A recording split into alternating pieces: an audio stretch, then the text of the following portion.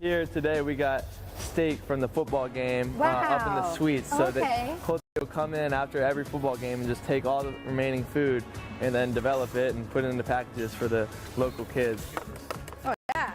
Wait a minute. We're slow because we got we're backing up already. Obviously the act of giving is greater than receiving, and every time I leave here I feel better about myself. You've got the experience here, so like you turning them so that the spot is open to you. I mean, that helps move it along, right? Those are the little things that I always get mad at the receivers about. I'm like, dude, you're putting it in the wrong bin.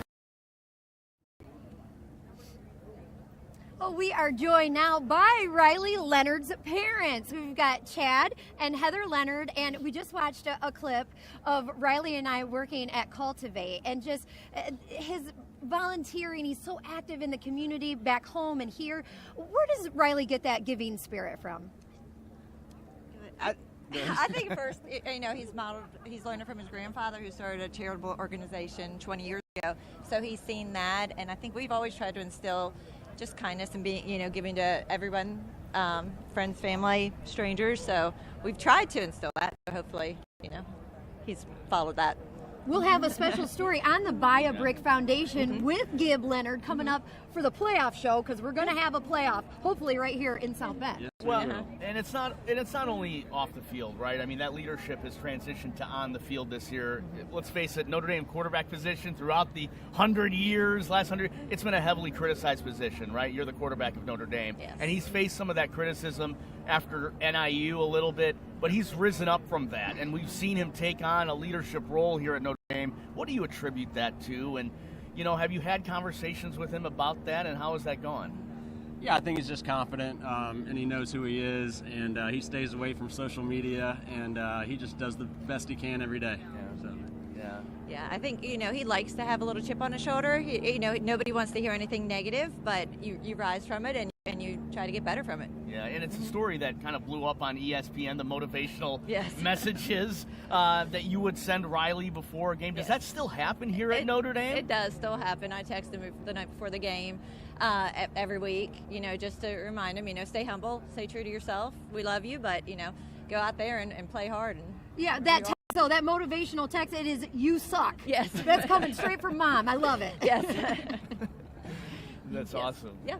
Well, when Riley decided to transfer to Notre Dame, did he maybe from the family, maybe when you were looking at some of the schools that he could go to, was there a little push or a little more motivation for him to come here? His great-grandfather actually played football here at Notre Dame. That's your grandpa on your side. Yes.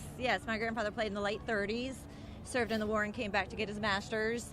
I think there was a little bit of that, but the coaches here and the Notre Dame name, I think, is what brought him here for the most part. But, there was a little bit, having it in your blood definitely helps, push you towards that school. What was your grandfather's name, and was that sort of a part of, like, the family legacy? Like, we've got Notre Dame football players. Sure. His name was James Curran, and, I grew up, my whole family, big Irish Catholics, grew up watching Notre Dame, supporting them. So it's definitely been in our blood, and we've been rooting for them. We moved to Alabama, so, you spread the love to other teams once you move around. But definitely, Notre Dame was always the team that we supported. Well, you shared some amazing photos of him, but also of Riley growing up. And we're going to show you these pictures of him as he's a little guy making his way up. I mean, he's gone from, Pee Wee League football. He was a great basketball player in high school. At what point, Chad, did you sort of see in him that development and thought, he's got a real chance here to play at a high level? Yeah, pretty early. He was always kind of a freak athlete, so it's been fun when he was little watching him grow, and I miss those days so much. I mean, Saturday mornings at Pee Wee football were a blast, but this is pretty good too. Not bad, seeing him run out of the tunnel at Notre Dame Stadium, and he's going to do that for the final time during the regular season here today.